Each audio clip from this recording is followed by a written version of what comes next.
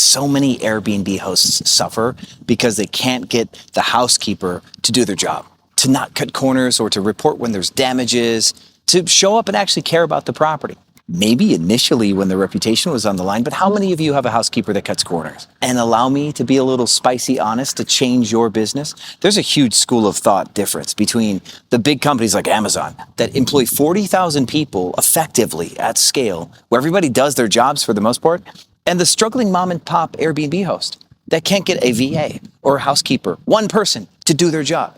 And that's why the phrase exists. If you want something done right, you have to do it yourself. But that's actually a myth. Let me tell you through my successes and failures, hiring, firing, losing people, exactly what it takes to get that housekeeper to do their job every time. If you don't know me, stick around and hang on. I get tangential. This video is dedicated to Kenlin, who left a comment in my live stream today about his fear of delegation. Because stuff just goes wrong. And I had the same thing for the first 4 years of being a business owner. I didn't take a single day off because I was afraid if I left for just 2 days, everything would fall apart. And then I automated my Airbnb business for 2 years and it fell apart. So I guess I was right? But I learned something along the way. Let me give you a confession on what I did wrong as a business owner.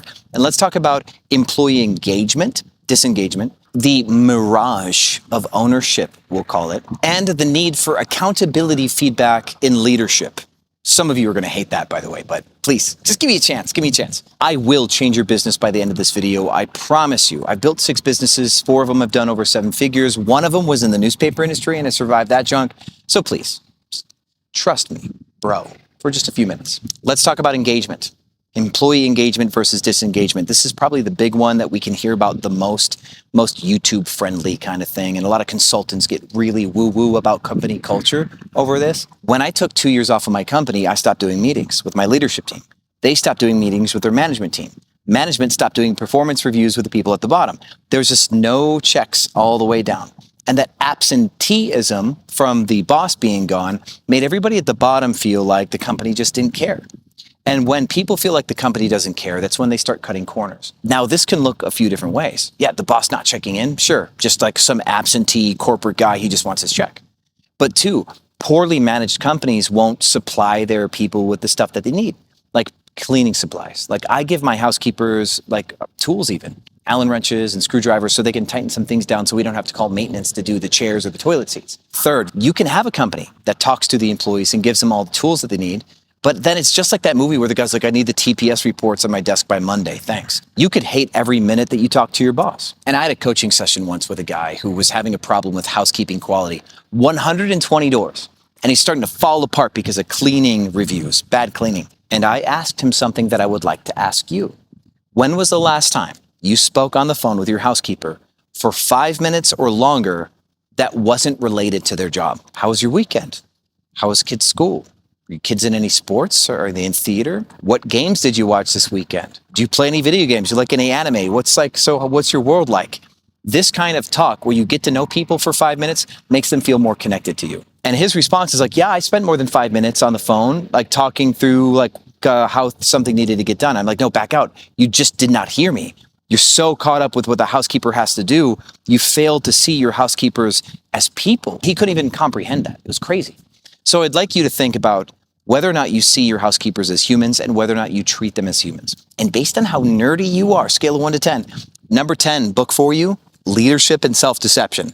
Super nerdy. Number 3 on a scale of 1 to 10, Multipliers by Liz Wiseman. Sick, good book. Great book. Everybody should read that one. And when you talk to people regularly, you will find out that they have lives, like real lives and real troubles, real struggles. I had a guy in Philadelphia who's super gangster, big tough guy named Anthony.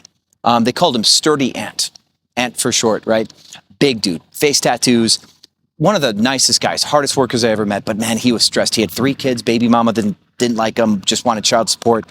Family was junk. They were leaning on him anytime that he had money, they wanted it from him. He just worked his ass off to give to everybody else. And dude, he was angry one day. And then he was angry the next day. This actually went on for a few weeks and his work started to get messed up. And we were right on the edge of firing him, right? But I decided that I was just going to meet with the guy and talk to him, you know? Oh, and God, this was such like a crazy, left turn, almost unexpected. We're at this high rise in Philly that we're staging and I start talking to him and I'm like, hey man, I don't want to be hard on you or say anything that I want to take back. I feel like something's up. Like, what's going on, dude? And he starts to tell me about his life problems, right? About how hard shit is and how alone he feels. And like 3 minutes in, I just give the guy a hug, right? And he starts crying. This big prison dude, like he just got out of jail, started working for me for like 6 months. This is like, you think this is like an incarcerated, hardened guy. And he just starts crying. He's like, bro, I haven't had a hug in 3 years. That guy became one of my best employees, one of my best team members for years in Philadelphia because I got close to the guy. Maybe there should be a national hug a housekeeper day is what I'm saying. A lot of us are too busy to give a shit about the person next to us. It's hard right now. It's hard for everybody. You're so stressed trying to make sure the company makes enough money with pricing and everything else that you just want to trust your housekeeper to be the professional that they are because you probably overpay for your housekeepers and you know that they're just some third-party mercenary that you would like to pay less, but you're kind of stuck. They hold you hostage, right? There's a contentious relationship there for most of you. But these housekeepers are normal-ass people and they only get to make so much money in a day. And they'll spend it. You could double their income and they're probably going to be paycheck to paycheck because life is just hard. So they're stressed too. They would love a little community with their Airbnb hosts.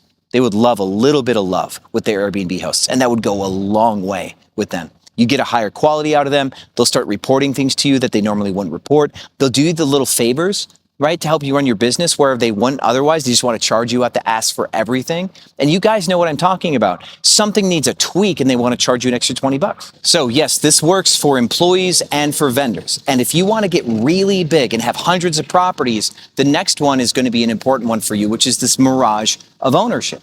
One of the things that we needed to do to turn our housekeeping teams around in Philadelphia, back when I was like not running Philly because I was too busy running Houston and Austin and Dallas, I had a guy, John Rico, who was running Philly. And he was having a hard time with his housekeeping staff. And so I flew into Philadelphia and got all the housekeepers in for a meeting. And when I had that meeting with them, I said, when you are at these houses, you are the boss because these are your properties too. And if you're walking in and things are broken and not getting fixed, you don't have the cleaning supplies that you're supposed to have, I want you to yell at me. You can text me and tell me that I'm a piece of trash and that I need to get to fucking work. You can be mean to me. If you're standing in these properties, you can be a boss and you can be a bad one until I get it together. And I told them our standard is like new condition. If something is not like new condition, it's our job to fix it. You tell me to fix it. If we don't fix it, you tell me again to fix it. And you can tell me in as spicy language as you want for me to get it together because you're sick and tired of these places not being in like new condition. If it's under your control, you get it done. If it's not in your control, you tell me to do it and hold me accountable. But the guests need you not to check out, even though management is failing. There's a lot that we still have to do that the guests count on us for every single day. They're counting on us when they travel to Philadelphia from overseas a lot of the times for things to be in a livable, workable condition. And I am sorry, management hasn't fixed these broken chairs or replaced these glasses. We're going to start working on that right now. But let's come together and let's make a mutual commitment. We are all going to bring a new energy here in Philadelphia and enforce like new condition. And you can hold me accountable and I'm going to hold you accountable. And we're going to have a high performing team because our guests need that.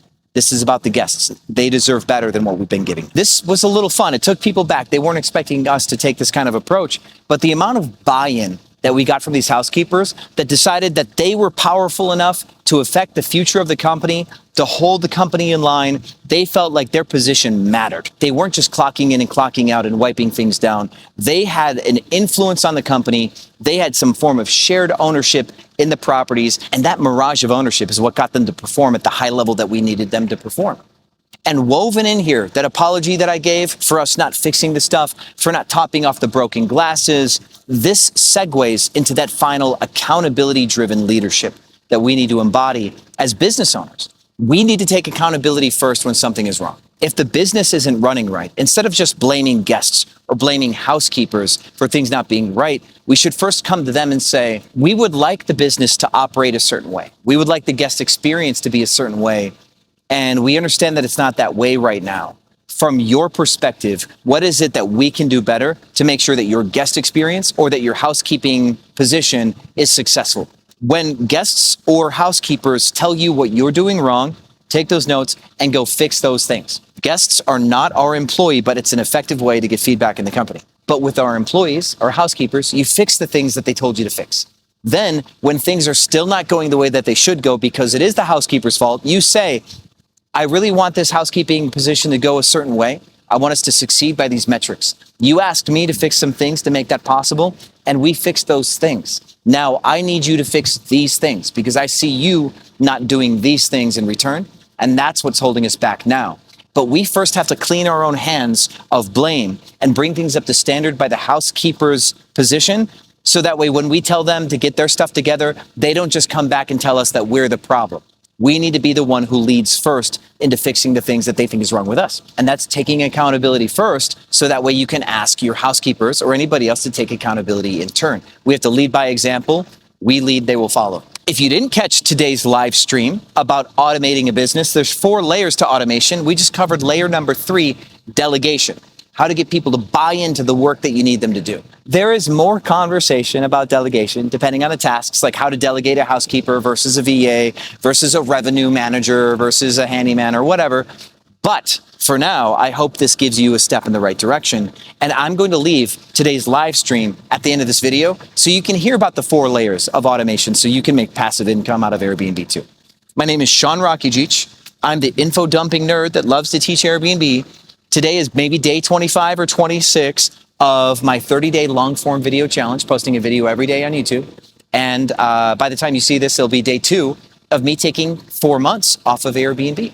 I've pacified my business, and I'm going to Burning Man right now. I'm just outside of Vegas. Let's go see the world together and follow for more so I can teach you how to be a better Airbnb host. I will do my best. Thank you so much, guys, and I'll see you on the other side.